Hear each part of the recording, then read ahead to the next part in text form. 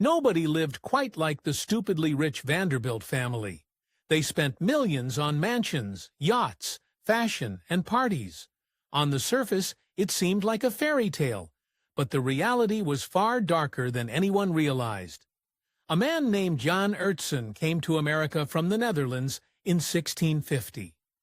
He was a servant and began working for a rich family known as the Van Kouwenovens. This new life led to a new name. Little did he know it would become one of the most recognized names in history. For his new last name, John took the Dutch word van, meaning from, and combined it with the name of his hometown, De Bilt. But it would be a long time before the Vanderbilt family gained its infamous reputation. It was Jan's great-great-great-grandson who was the first to become wealthy, Cornelius Vanderbilt, a.k.a. the Commodore. He rose up from a lower-class existence on Staten Island and became rich in the shipping and railroad industries. Around the middle of the 1800s, he moved his family to Manhattan and built a house in what is now the affluent Greenwich Village. By 1877, the sickly Commodore found himself restricted by his own ailments. For 8 months, he rarely left his house. By the time he was on his deathbed, he'd amassed over $100 million, which in today's money would be over $3 billion.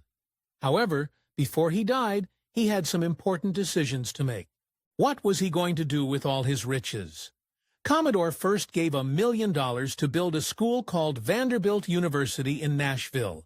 Next, he had to decide how to divvy up the rest between his rather large collection of potential heirs. When they finally read the will, they likely couldn't believe their eyes. The Commodore shocked everyone by leaving almost everything to just one of his heirs, his eldest son, William Henry Vanderbilt, also known as Billy. Not surprisingly, the rest of the family was furious, and more than that, suspicious. After all, there was another son and 9 daughters who received next to nothing. They were not going to take this lying down, and 3 of Billy's siblings went to court. They accused him of hiring a spiritualist who duped their father into leaving him all of his money. Billy wanted to spare his family the public humiliation of a trial, so he settled with his siblings, although he didn't offer them very much. As it turned out, Billy had precious little time to enjoy his grand inheritance. In 1885, just 8 years after his father, Billy died of a stroke. The remarkable thing was that in that short time, he had doubled the money his father left him. Billy was good at amassing money, but he had little need for it. He often said that money made him anxious.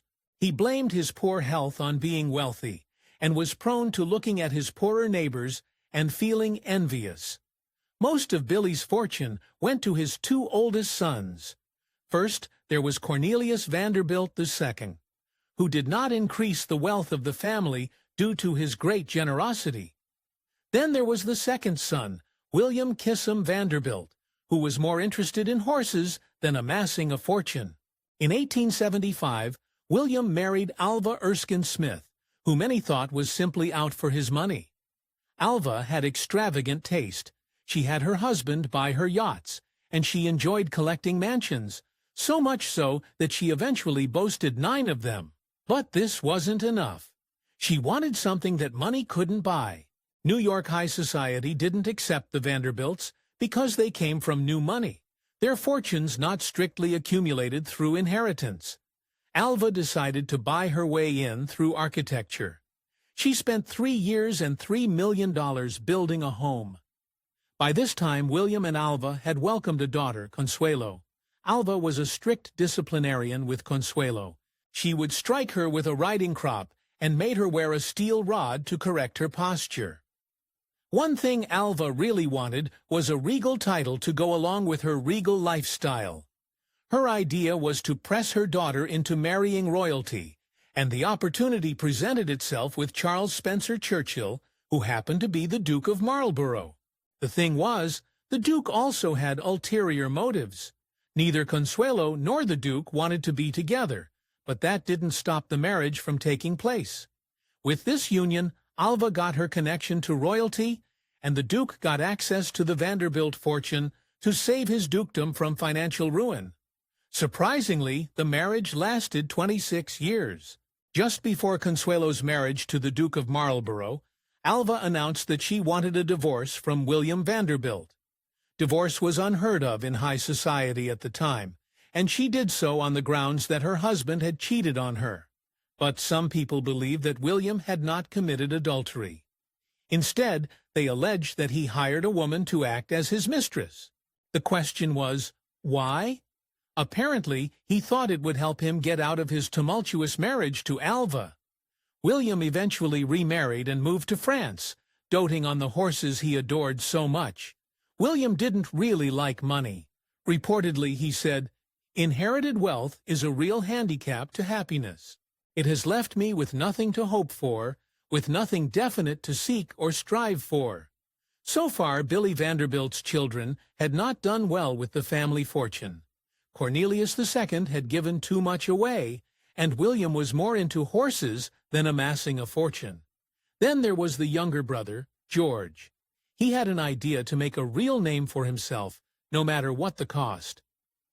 George Washington Vanderbilt II wanted a big house, a really big house. He bought 125,000 acres in North Carolina and hired an architect.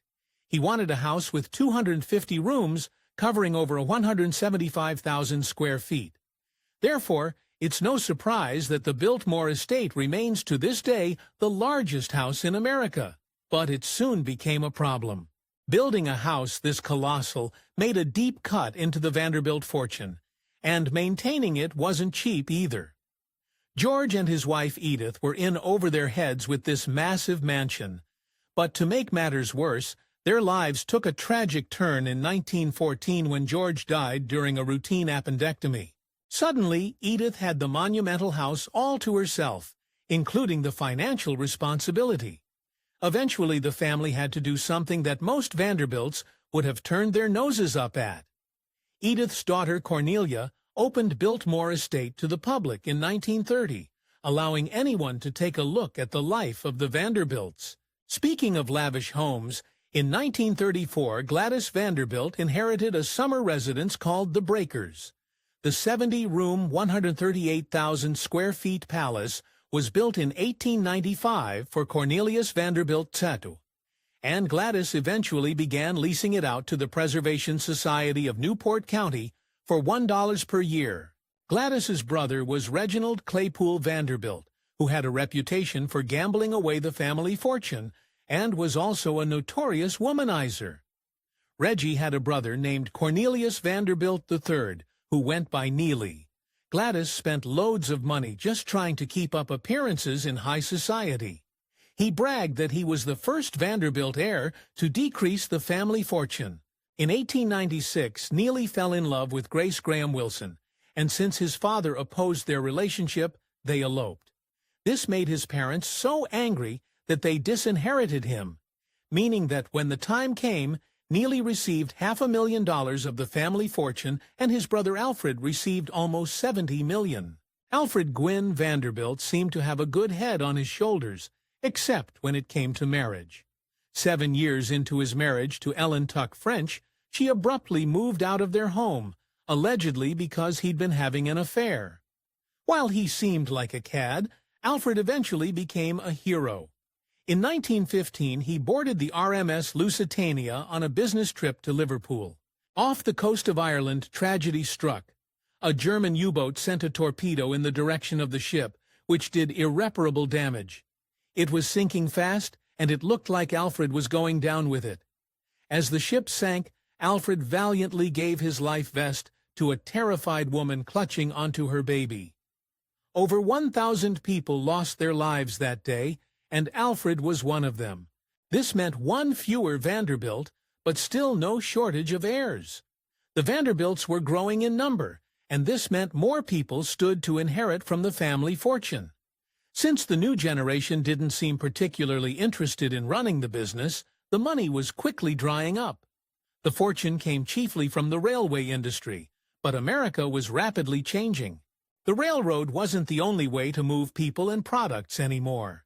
In the 1930s, the Depression hit America hard, and it wasn't kind to the Vanderbilts either. By this time, Reggie Vanderbilt had ended up in an early grave due to his drinking. Now his wife and daughter, both named Gloria, had little to live on. His wife wasn't born a Vanderbilt, so she couldn't count on anything from the family fortune. The 18-month-old Gloria, who was the great-great-great-granddaughter of the Commodore, was another story. When she turned 21, she'd inherit a colossal sum of cash. The Vanderbilts weren't fond of Gloria Morgan and her extravagant lifestyle. Reggie's sister Gertrude wanted custody of little Gloria, and so they all went to court. Because of the wealth and prestige of the Vanderbilts, the media was about to have a field day. One of the first on the stand was Gloria Morgan's nurse, who painted a rather unsympathetic picture of her. She claimed their home was filthy and even infested with rodents. The takeaway from this testimony was that Morgan was unspeakably cruel to little Gloria. After shocking testimony came from the maid, she scandalously reported that she had seen Morgan in bed with another woman. The courtroom erupted, and the judge had to clear everyone out before continuing. But perhaps the most stunning statements came from little Gloria herself, who said she was afraid of her mother. Morgan's lawyers couldn't believe their ears. Gloria's Aunt Gertrude had coached her on what to say. Her plan worked, and she won custody of the child. After the end of the trial of the century, Gloria Vanderbilt had very little connection with her mother. On top of that, Aunt Gertrude wasn't exactly motherly either. Gloria had to turn to her nanny for a mother figure. Gloria took her troubled childhood and decided to work in the theater, appearing on Broadway and in both live and recorded TV dramas. With her angelic face, she kicked off a career in fashion by working as a model when she was just 15. But she was more than just a pretty face. She was also a skilled painter, and eventually her work featured on a line of scarves. An offer followed to put her signature and swan logo on the pocket of a pair of blue jeans. At this time, the idea of a designer jean didn't exist.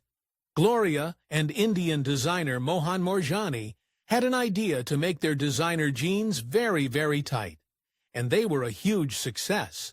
After her third marriage, 7 years with director Sidney Lumet, Vanderbilt married Wyatt Emery Cooper. With Cooper, she had 2 sons, and it seemed that she had finally found the right guy. She spent 15 years with Cooper until he died on the operating table at the age of 50. Ironically, he was the first younger man she'd married. On July 22, 1988, her 23-year-old son, Carter, jumped out of their 14th-floor penthouse apartment in New York. Vanderbilt's other son, Anderson Cooper, made his way in life through hard work, unlike some other Vanderbilts. He said that early in his life, his mother had assured him there would be no trust fund. Cooper doesn't use the Vanderbilt name and rose to prominence without it. He's living proof that the Vanderbilt fortune has run its course, and there are a few reasons why. Back in 1973, the Vanderbilts got together for a reunion. As they looked around the room, they all had a stunning revelation. Not one of them was a millionaire. Opulent parties, fashion, horses, yachts. The Vanderbilts had been living deliciously for about a century. Some people believe that the Commodore, the one who started the whole Vanderbilt fortune, forgot to teach his heirs an important lesson. He made their lives very easy, but he didn't teach them how to stay wealthy. Some say he should have done what fellow wealthy patriarch John Jacob Astor did. His idea was to set up a trust that was split 50-50 between his children and his grandchildren, and required the same split for future generations. This way, the family learned to hold on to their money. Another reason for the fall of the Vanderbilts was their homes. During their prime, the family employed the most sought-after architects. Whether it was a mansion in New York or a palace in the countryside, no expense was spared when it came to creating outrageously beautiful living spaces. The thing about those homes was that they were often empty. The summer homes only had residents for a few weeks of the year.